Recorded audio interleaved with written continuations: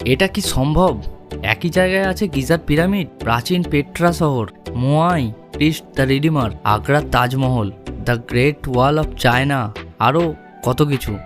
একসাথে এত কিছু দেখবো বলে তো ভাবিনি। তাই একসাথে এত কিছু দেখার জন্য আমরা চলে গিয়েছিলাম সপ্তম আশ্চর্য দেখতে।